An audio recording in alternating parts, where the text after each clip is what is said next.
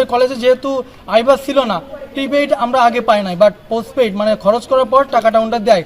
স্টুডেন্টরা ওই 12 মের সমস্ত খরচ বহন করেছে, প্রায় 70,000 অলমোস্ট 70,000 টাকা খরচ করছে। পরবর্তীতে প্রিন্সিপাল ম্যাম সেটা বাজেট করে এনে নিজে আত্মসাৎ করছে। এছাড়াও কলেজের নানা রকম দুর্নীতি আমরা দেখতে পাচ্ছি। রিসেন্টলি আপনার এই যে পরীক্ষার জন্য আমাদের যে পরীক্ষা বিএনএমসি আন্ডারে হয়, Bangladesh nursing and midwifery council, Bijoynagar, Dhaka, ওখান থেকে যে আমাদের নিয়ন্ত্রিত যে পরীক্ষাগুলো হয় প্রতি বছর ইয়ার ফাইনাল, সেখান থেকে একটা বাজেট দেওয়া হয় পরীক্ষার খরচ বাবদ সেন্টার চালানোর জন্য।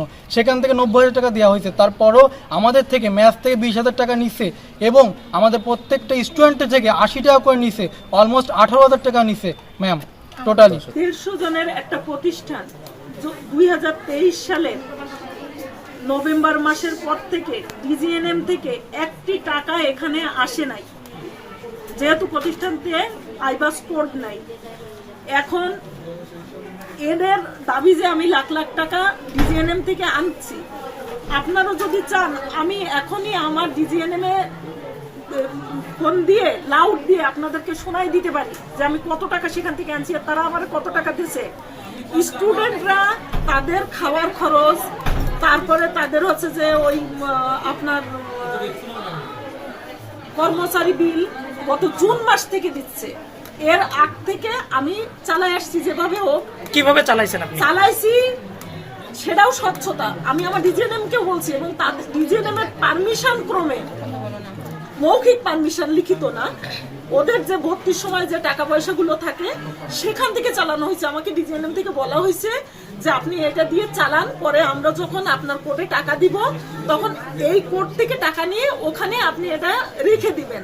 সেই শর্তে শুধু আমি না, আরো 5টি কলেজ এভাবেই চলছে। সেই টাকা আমি খরচ করছি। বর্ষার সময়, বর্ষা মৌসুমে কাঠ ভিজা থাকে, রান্না করতে পারে না।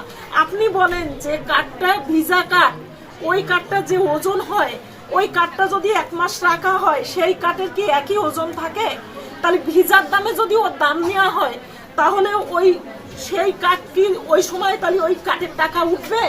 সেই হিসাবে কাঠের মূল্য বেশি ধরা হয় এবং সেই টাকা যদি 1টি টাকা বেশি হয় তাহলে তাদের যে ফান্ড থেকে নেওয়া হয় সেই ফান্ডেই তাদের সেই টাকা দিয়ে দেওয়া হয়। ওখানে লাভ লস পার্সোনালি আমার কিছু না। এখন আমি যত কথাই বলি না কেন, এরা আমাকে যে দোষারোপ করছে, আমি যদি হাজারো ছাপাই গাই এরা মানবে না, এরা শুনবে না।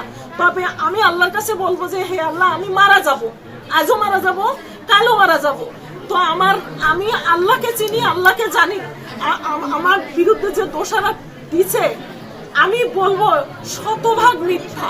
এখন তারা যেহেতু বলছে সেহেতু আমি হাজার বললেও তারা মানবে না আমাকে। আমি শুধু আপনাদের সবার কাছে অনুরোধ রেখে যাচ্ছি যে আমি আল্লাহর কাছে এই অভিযোগ দিয়ে যাচ্ছি যে আল্লাহ, আমাকে যে এই অসম্মানিত করা হলো, তারাও তো জীবনে পথ চলবে, আমার সামনে তাদের সমূহ ভবিষ্যৎ পড়ে আছে।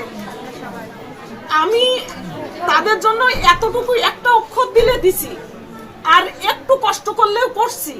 তো তারা আজকে যে আমার দশের সামনে, এই বিশ্ববাসীর সামনে আমাকে যে অসম্মানিত করলো, এর বিচারটা আমি আল্লাহর কাছে দিয়ে যাচ্ছি। উপবৃত্তি চালু করার জন্য আমাদের ম্যাম আমাদের থেকে 2,000 টাকা ঘুষ নিয়েছেন, 20,000 টাকা। সাম্প্রতিক বার্ষিক পরীক্ষা চলাকালীন বাবু 90,000 টাকা ডিজিএনএম থেকে আসা সত্ত্বেও প্রতিটা শিক্ষার্থীদের ওপর চাপ প্রয়োগ করে এক্সটার্নালদের নাস্তা ও আনুষঙ্গিক খরচ বাবদ 18,000 টাকা নিয়েছেন। নার্সেস দিবস বাবদ লক্ষাধিক টাকা আসা সত্ত্বেও 70,000 টাকা নিয়েছেন আমাদের থেকে, আত্মসাৎ করেছেন। কলেজে ব্যবহৃত মালামাল, কম্পিউটার, রেফ্রিজারেটর, ওয়েল্ডিং নিজের বাসায় নিয়ে ব্যক্তিগত কাজে ব্যবহার করে। কথায় কথায় ফরমেটিভ ও ব্যবহারিক মার্কের ও জরিমানা ও স্টুডেন্টশিপ বাতিলের ভয় দেখিয়ে নিজের ব্যক্তিগত স্বার্থ হাসিল করার চেষ্টা করে।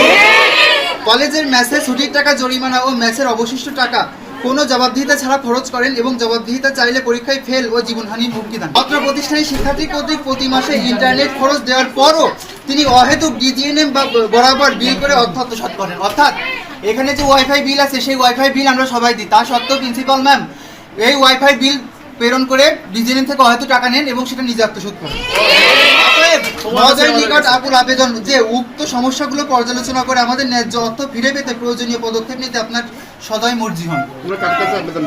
এই আবেদনটা করেছে আমাদের মহাপরিচালকের কাছে।